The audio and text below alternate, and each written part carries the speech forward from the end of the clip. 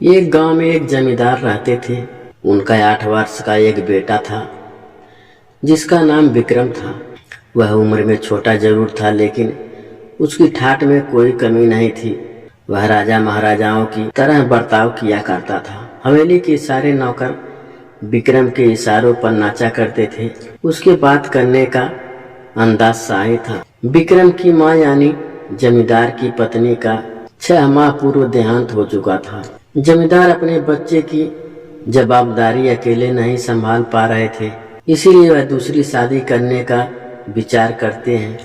गांव के पंडित जी उन्हें पहले की कई रिश्ता दिखा चुके थे। उन्हीं में से एक अच्छी पढ़ी लिखी लड़की जमींदार को पसंद आती है।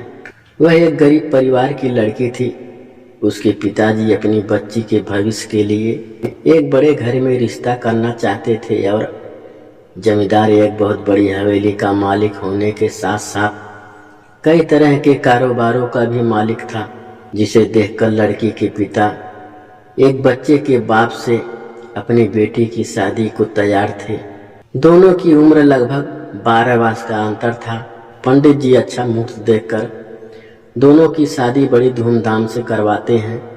गांव में जमींदार की बहुत इज्जत थी, इसीलिए शादी में पूरा गांव शरीक होता है। बारात में जमींदार का बेटा विक्रम भी घोड़े में बैठा होता है। वह देखने में बहुत सुंदर था। बारात में सभी उसे देख रहे होते हैं, लेकिन विक्रम को अपनी नई माँ से मिलने की जल्दी इच्छा होती है। बारात में सिर्फ वह उन्हें देख पाया था, अब वह उनसे मिलने का इच्छुक था।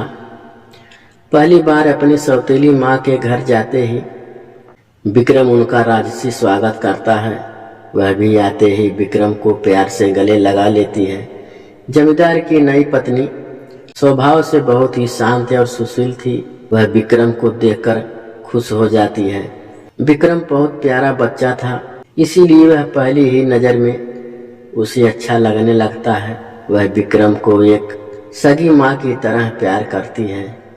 विक्रम के जीवन में खुशियाँ आ चुकी थी और अपने सौतेली माँ के आने से विक्रम अपने पिता से भी ज़्यादा खुश था।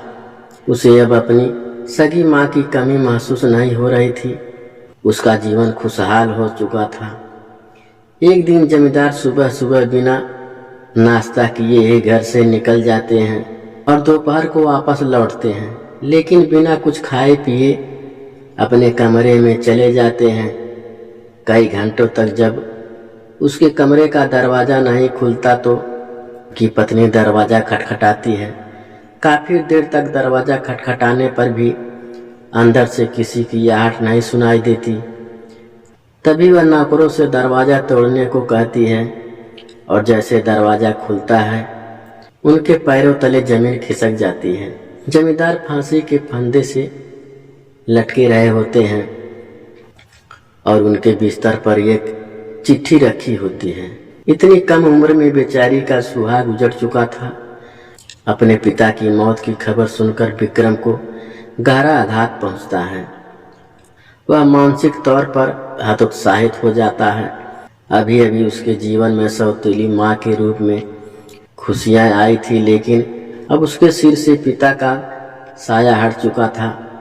दोनों का बहुत कुछ छिन चुका था, लेकिन अभी तो दुखों की कुछ बूंदें ही गिरी थी, सैलाब आना बाकी था। जैसे ही जमींदार की पत्नी उसकी लिखी चिट्ठी पढ़ती है तो उसके होश उड़ जाते हैं। जमींदार की सारी संपत्ति छिन चुकी थी। अब वह कर्जदार हो चुके हैं। दरअसल उन्होंने एक प्रोजेक्ट में बैंक से लोन लेकर बड़ा निवेश किया था, जिसके लिए उन्होंने सारी जमीन जायदाद गिरवी रख दी थी, लेकिन वह प्रोजेक्ट बर्बाद हो गया, जिससे उन्हें भारी नुकसान हुआ और वह उनकी सारी संपत्ति नीलामी होने वाली थी। विक्रम अनाथ के साथ साथ गरीब भी हो चुका था। जमींदार की मौत के कुछ दिनों के बाद ही उनकी सारी संपत्ति नीलामी कर दी जाती है और उन्हें सारे कारोबार के साथ साथ हवेली को भी छोड़कर जाना पड़ता है। विक्रम और उसकी सौतेली माँ बेघर हो चुके थे। लड़की के पिता उसकी दूसरी शादी का विचार कर रहे थे, लेकिन वह अपने बच्चों से बहुत प्यार करती थी। अकेला छोड़कर जिंदगी नहीं बसाना चाहती थी, इसीलिए वह अपने पिता के घर नहीं जाती। लड़की के सारे रास्ते बंद हो चुके थे, लेकिन गांव के लोगों की मदद से उन्हें इतने पैसे मिल चुके थे कि वह कुछ महीने किराए के घर में गुजार सके। विक्रम की सौतेली माँ पढ़ी लिखी थी। वह शहर जाने का फैसला करती है और थोड़ा बहुत सामान लेकर अपने बच्चे के साथ बस में शहर चल जाती है। शहर पहुंचकर वह एक झुग्गी झोपड़ी में कमरा किराए पर लेती है और वहीं अपने बच्चे के साथ रहने लगती है। घर का खर्चा चलने के लिए वह गली गली खिलौने बेचने का काम शुरू कर देती है और उसी से अपने बच्चे का गुजारा करने लगती है। विक्रम को गरीबों वाली जिंदगी पसंद नहीं आ रही थी। उसे खाने को 2 वक्त की रोटी तक ढंग से नसीब नहीं हो रही थी। कई बार विक्रम को कचरे से खाना उठाकर खाना पड़ता है। विक्रम के सारे ठाठ जा चुके थे और वह अपनी माँ बेसहारा के साथ शहर में दर दर की ठोकरें खाने लगा। धीरे धीरे उसे गरीबी में जीने की आदत होने लगती है। विक्रम को जो भी मिलता वही खा लेता। विक्रम को रह रहकर अपने पिता की याद आती है, क्योंकि पिता के राज में उसे 56 भोगों से सुशोभित भोजन प्राप्त होता था, लेकिन आज वह एक निवाले के लिए तरस रहा है। एक दिन विक्रम रास्ते में किसी से खाना मांग रहा होता है, तभी रास्ते से गुजर रही कार में बैठा एक व्यक्ति उसे पहचान लेता है, क्योंकि कई बार विक्रम के पिताजी से मिलने हवेली जा चुका था। वह विक्रम के पास पहुंचकर अपनी कार रोक देता है और गाड़ी से उतरकर विक्रम से उसके हालातों की वजह पूछता है। बड़े दिनों बाद विक्रम से किसी ने उसकी हालातों पर चर्चा की थी। अचानक विक्रम फुट फुट कर रोने लगता है। वह उन्हें अपना समझकर सारा दुख बयान कर देता है।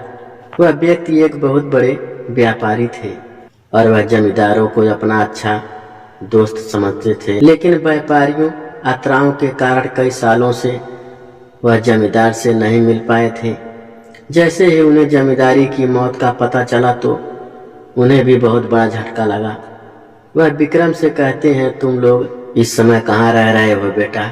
विक्रम उन्हें अपनी झोपड़ी में ले जाता है और अपनी माँ से मिलाता है। वह उनकी कुछ मदद करना चाहते हैं, इसीलिए कुछ पैसे निकालकर विक्रम की माँ के हाथों में दे देते हैं, लेकिन वह खिलौने से इतना कमाने लगी थी कि अब वह किसी का एहसान नहीं लेना चाहती थी। जैसे ही उन्हें पता चलता है कि विक्रम की माँ खिलौने बेचती है, वह खुश हो जाते हैं, क्योंकि इत्तेफाक से उनकी भी एक खिलौने की फैक्ट्री है और उन्हें एक अच्छी सेल्स गर्ल की तलाश थी। विक्रम की सौतेली माँ सड़क पर खिलौने बेचते बेचते एक कुशल विजेता बन चुकी थी और वह उनकी कंपनी में नियुक्त होते ही अपनी कड़ी मेहनत और लगन से 2 सालों के अंदर खुद की एक छोटी सी खिलौने बनाने की फैक्ट्री खोल लेती है और अब धीरे धीरे उनकी जिंदगी बदलने लगती है। विक्रम भी अपनी सौतेली माँ के साथ खिलौने की फैक्ट्री में काम करने लगता है। उनकी फैक्ट्री के बने हुए खिलौने की मांग देश विदेश तक होने लगती है और कुछ ही सालों में उनकी कंपनी का नाम पूरे देश में होने लगता है। और कड़े संघर्ष के बाद जमींदार की पत्नी एक अरबपति महिला बन जाती है। उन्होंने अपने बेटे के लिए फिर से वही जिंदगी लाकर रख दी जिसकी उसे आदत थी। विक्रम अपनी सौतेली माँ के त्याग और मेहनत का एहसान नहीं चुका सकता था। वह अपनी सौतेली माँ को भगवान की तरह पूजने लगता है और गमों बादल छटते ही खुशियों की बारिश के साथ और गमों के बादल छट गए।